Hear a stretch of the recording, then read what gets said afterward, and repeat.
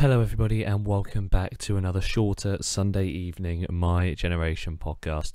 I hope wherever you are today you are safe and well in these currently very uncertain times. I'm going to be talking about something quite personal for me and hopefully help some of you, as I know tinnitus is something that I have great experience with. I've got tinnitus, I've had it for the past couple of years, and in this short little Sunday evening edition of the show, I just wanted to talk about some of the things that I'm doing, because tinnitus obviously is a ringing in the ear sound, and I know that to get through and to help reduce the sound of your tinnitus, or spend times with places with really nice ambience, go for walks, maybe go out somewhere which is got quite a nice ambience and an atmosphere. Obviously at the minute that's not as easy as with everyone being at home, so I just wanted to talk about, from my perspective, some stuff to help with that. A lot of the My Generation podcast episodes are pre-recorded, but this one today I am actually recording as of the day that I'm releasing this, so this is as up to date with the stuff that I'm doing.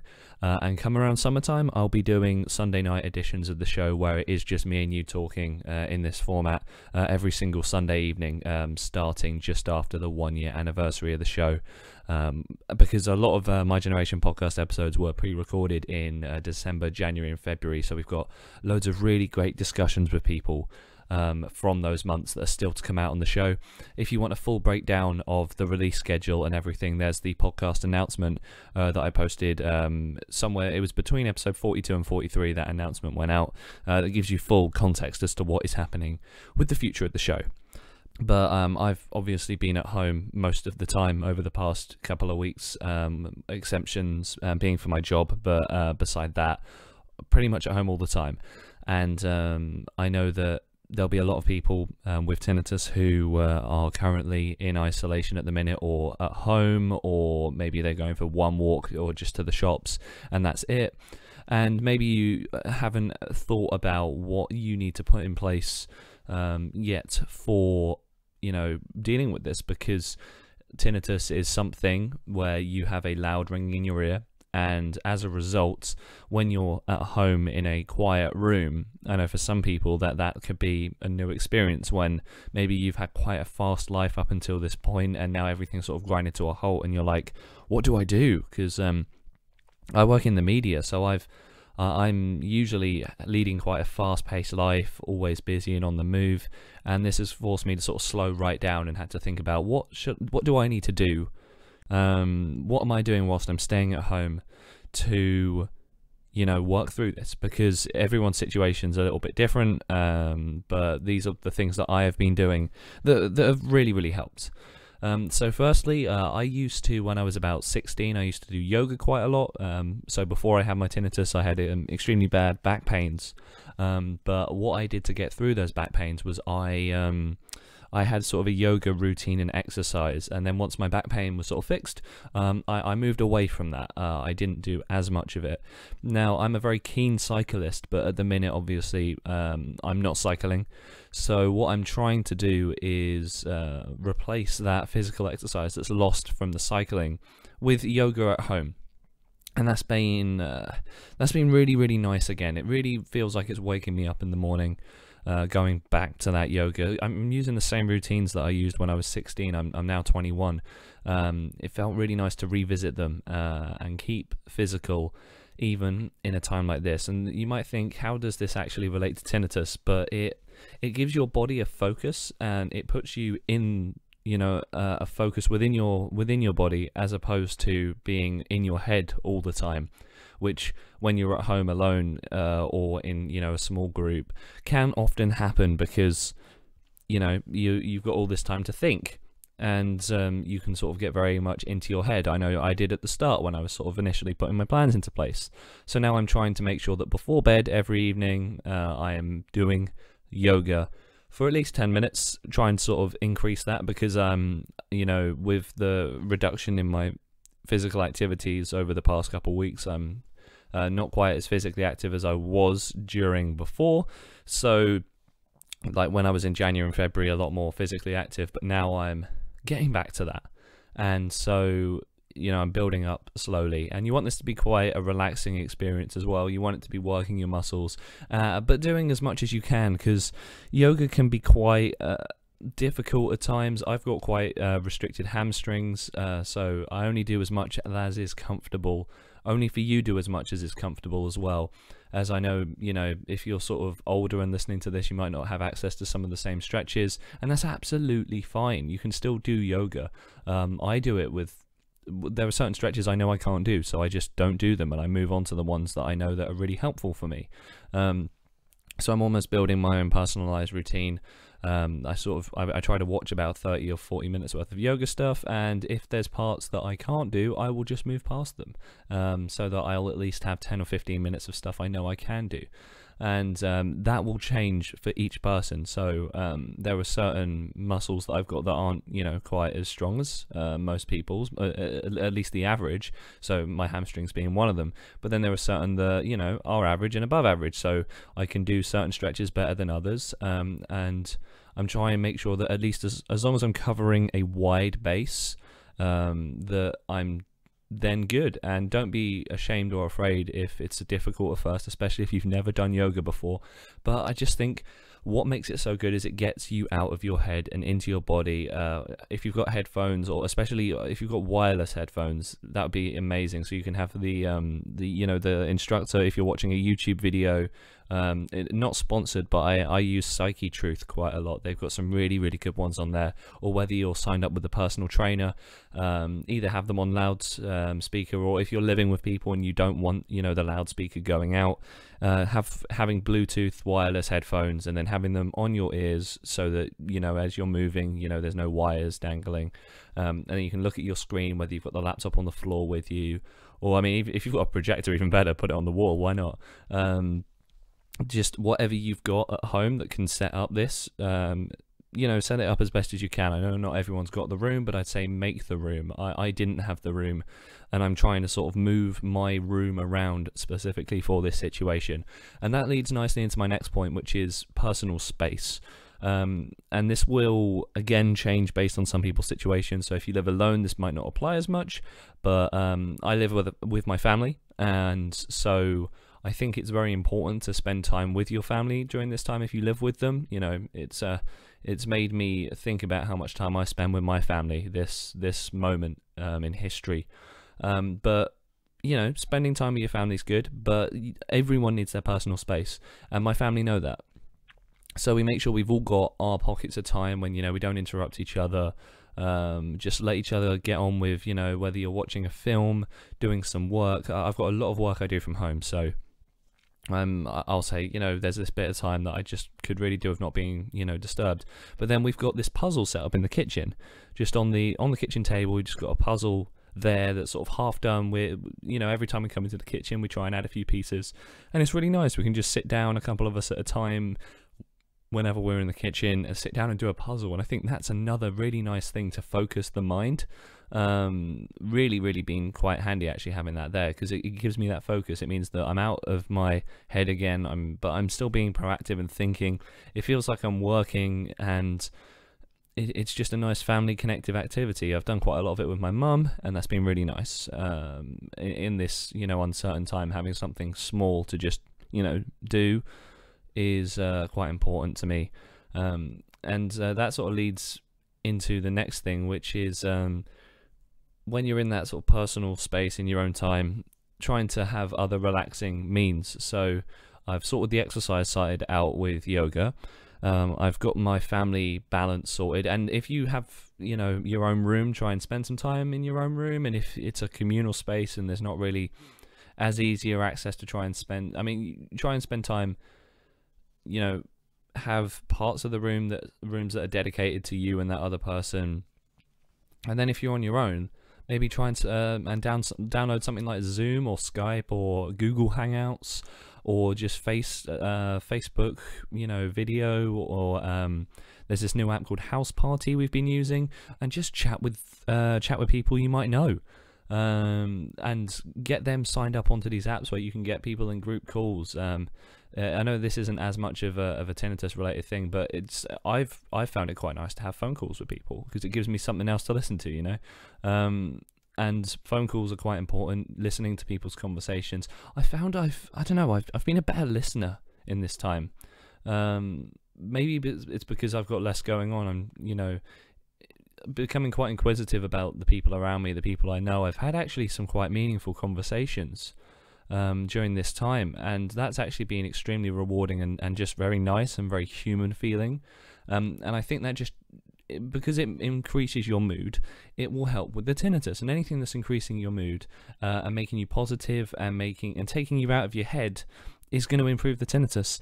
I'm a big believer that tinnitus can be gotten rid of. It's not something that sticks with you forever. And that mainly comes from Julian Cowell Hill. You can find him on YouTube. He was my saviour through tinnitus. Further down the line on the podcast, on episode 59, I'm going to do a dedicated show just dedicated to my tinnitus experience. I'll cross over on some of the points here, but there's a lot of unique stuff in that episode too.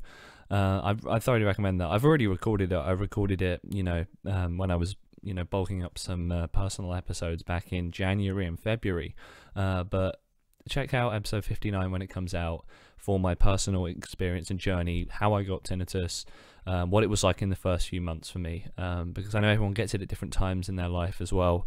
I got it when I was about 18, I think, and it wasn't even due to like loud noise exposure. I'm a big advocator of wearing earplugs in loud settings. But moving back to things that have helped me, relating to sort of music and listening and hearing, I'm a big fan of putting on albums that are very relaxing. I also mentioned in the Tinnitus podcast the band How to Disappear Completely. Their music is incredibly therapeutic to me. Trying to find bands that have very, they're actually identified as like a sleep music genre. I didn't even know that was a thing, but I would thoroughly recommend listening to How to Disappear Completely. It just gives me another focus. I've got a lot of essays to write for university. I've got a lot of work that I'm doing sat at my desk at the moment, and having that album or series of albums that they've got on, and on YouTube there's no ads on the albums. You can find them on Bandcamp as well, no ads at all, and you can support them over there. Again, it's not sponsored, but they're so incredible. You can just sit and listen ad-free, no interruptions.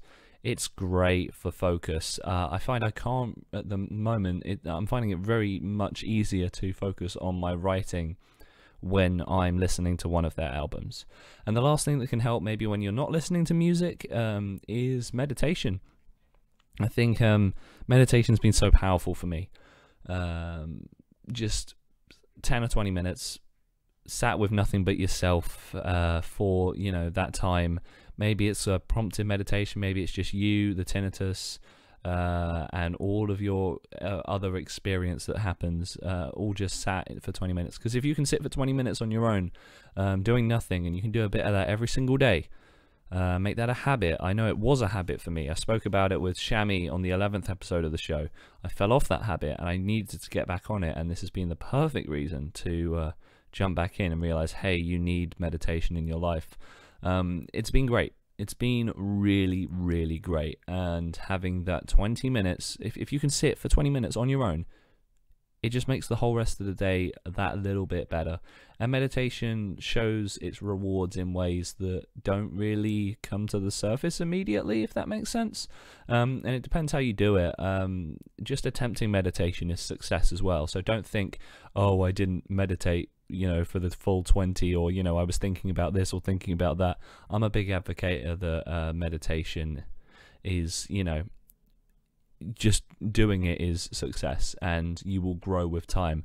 Although don't take my word for it, go out there and do meditation, find out how it goes, because I try to reiterate when I speak about tinnitus that I'm not a doctor.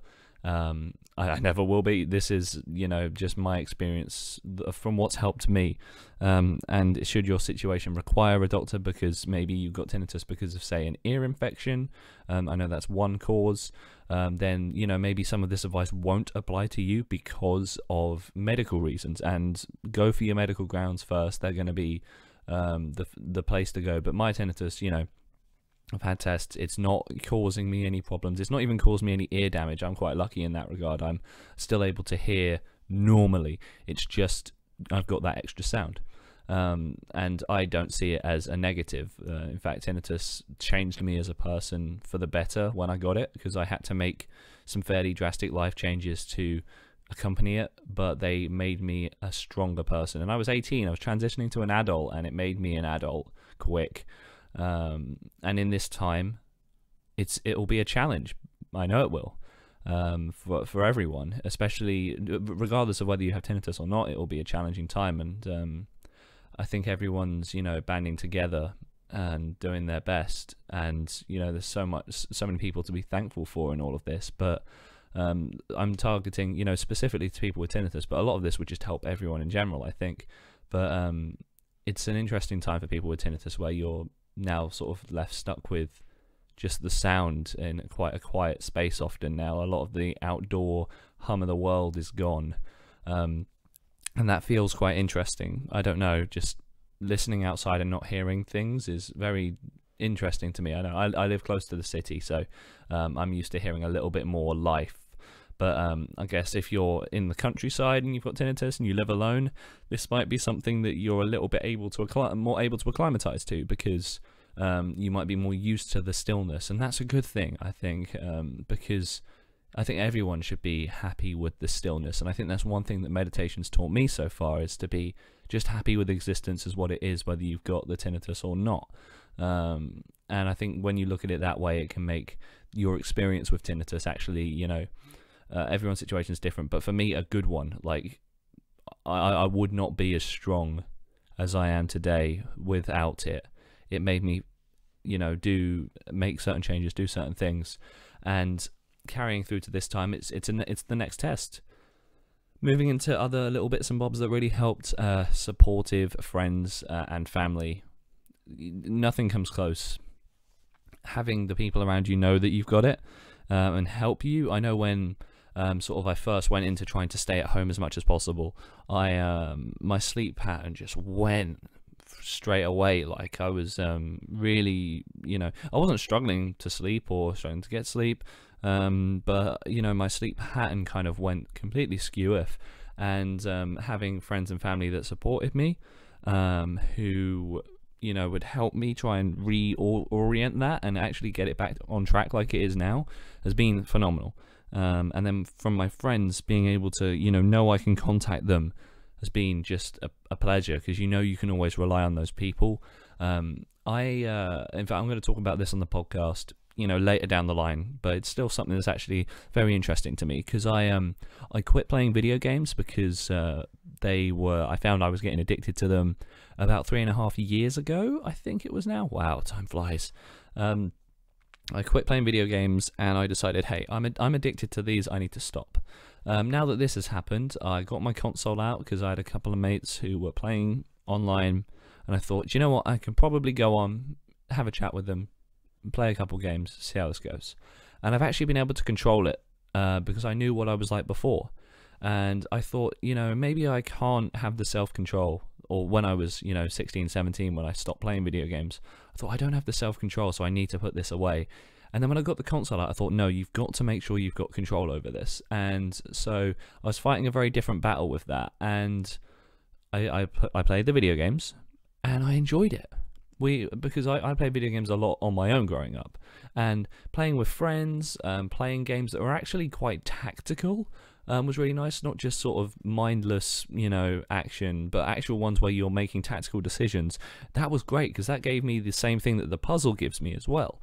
And knowing that I actually could delegate time rather than just playing it all the time, because I had work. When I was sort of 16, I had a part-time job, but when I was outside of that and outside of school, I just played video games. Now I know I can regulate it, and that was so much fun, and I'm so enjoying that. I'm going to do a full, deeper analysis of that later down the line on the podcast, because I think it deserves its own episode, because video games have their pros and cons. I'm very aware of both of them, and I left the video gaming world, but I've come back to it, and I thought, am I making a mistake by going back to video games? And I'm actually thinking, no, I'm really enjoying the company. I'm enjoying playing tactical games that are getting my brain working. The games are all set outside, so there's a freedom to it. I would thoroughly recommend, if you can play a video game that's going to accompany that, maybe even, you know, puzzles, or I know I've been playing a lot of chess as well, and shooters, but tactical shooters, just any game that you can play that's going to stimulate your mind, give you some freedom. Virtual reality might work, but, you know, music, very proactive games, and making sure you're just relaxed are the three big ones for me. That relaxation comes from the music, the yoga, just as relaxed as you can possibly be. There are self massages you can do for the neck and sort of face area that I've been doing a few of, and that might sound really weird to you, but trust me, I think that there are some really great ones out there. Because I think massages are actually quite an important thing, especially when I had back pain. You know, getting the muscles open in certain areas is very important, especially for me around my shoulders, and using this time to actually identify what those areas are. I know when I meditate, I tend to notice what parts of my body feel the most open and what ones feel like they have tension, because I think you can go around life kind of not noticing what those are very easily, and that's not any detriment to anyone. Life's a fast thing sometimes, and in this time, and especially whenever I meditate, I'm like, oh, you know, my left shoulder's actually feeling quite tight, and then I can do, you know, some self-massaging on that area, or whereas before I would, you know, speak to someone and be like, hey, this is what's happening. I can still do that and be very independent and know that within my own body. Because you'd be surprised how, you know, much tension can be held in the body without you realizing. And I just don't want this to be, you know, the reason that my back pain comes back, because I know that prolonged sitting can cause that for me. And when you're stuck at home, you can prolong your sitting. So it's actually, this is going to provide its own challenges. I know I've sort of stayed away from, you know, the bigger issue as a whole, but because I don't think I have what it needs to talk about that. I'm just going to talk about, you know, for people at home with, you know, the issue of tinnitus specifically, but I think a lot of these things are transferable as well. So let me know what you thought of some of these techniques. Maybe you've got some of your own that aren't things that I've said, or maybe there are the things that you've tried. I'd love to hear them. The comment section is a community. I've always wanted this podcast to be a community, so get in touch. Let me know what you're doing. Let me know if you've tried anything that I've suggested in this video and if it's helped, because maybe some of these things on this list you might be trying for the first time. And try. There's loads of rooms to make mistakes and then come back, and because you're at home alone, so no one's going to know, which I think is an even better thing. Try meditation. There are so many great people out there. Try yoga. There's incredible places to go and find yoga, but you know, think about what you want to do with it. Set some goals. Goal setting's good. I know that I'm trying to do 20 minutes meditation, 10 minutes yoga, and then an hour's video game. Definitely not pushing more than 2 hours of video games a day. And then still keep up with all the work that I have to do from home. So trying to give myself a life within this bubble that is what is happening at the moment. But yeah, that's it for this episode, really. Thank you all very much for listening. I appreciate this is a very interesting time. I've done a lot of inward looking. It's made me very reflective, actually quite open, which I think is why I've been able to talk to people more about, you know, specific things within my life and actually get myself more open and more talkative. So I know that this has been a testing time for all, but there are positives to take from this moving forward. And I hope you're all staying safe and well with whatever your situation is. I send all my best wishes to you, everyone who's listening to this. Pass this episode on to someone who you think may need this. If you know someone who's in isolation who has tinnitus, or if you know someone who is, you know, struggling with focus perhaps, because I think that tinnitus and focus loss kind of have a lot of similar things that fix them, and in this time it's just about changing what those things are to try and push you forward. But that concludes this week's episode. Don't forget that the My Generation podcast is going to be still running through this time, because I pre-record episodes in advance. I still have a lot of episodes from December, January and February that haven't released yet, and I'm recording episodes as we speak. via Skype, via online mediums, just so that we have episodes still going out, because I had so many great episodes lined up, and luckily most of the guests are still able to talk with us, just it's going to be online, so there might be a little reduction in sound quality on their end for episodes coming out through the period of summer, but there's still so much great stuff to come. The content I'm so proud of, so many incredible guests, incredible people, and that's one thing to listen to through this time. If you need something else to listen to, podcasts are great, and if you've got tinnitus, putting podcasts on and giving yourself something stimulating to hear, someone else's perspective. If you're alone, they're great because you feel like you're a part of that conversation. It's one of the reasons that I wanted to start a podcast, because for listening, I'm a listener of podcasts. I listen to loads, and it's the loneliest medium. Like, most people listen to podcasts on their own when they're doing a little bit of work or a hobby or washing or driving, and it's about being a part of that conversation. So maybe listening to my podcast or whatever style of podcast you usually listen to, because mine is a certain style, you might have something else you want to listen to, and that's by all means cool. Whatever works for you at the end of the day. The reason I suggest so many things here in this episode is because not all of them will, and that's fine. Maybe you try the yoga and meditation and say no, but maybe the music really works. So give them all a try, see which ones stick, and then build yourself a routine. I hope that's helped you. My name is Max. Thank you so much for listening to this episode of the podcast. Coming up this Thursday, we've got Dan Feekins on the show. He's going to talk about underrated films, and quite coincidentally, it works with this. If you've got a bit of time to spare with some movies, he's got some real hidden gems for you to listen to in that episode. That comes out this Thursday at 6 p.m. Thank you all so much for listening. I really appreciated your time tonight, and I look forward to tuning in with you on Thursday for the next episode of the My Generation podcast.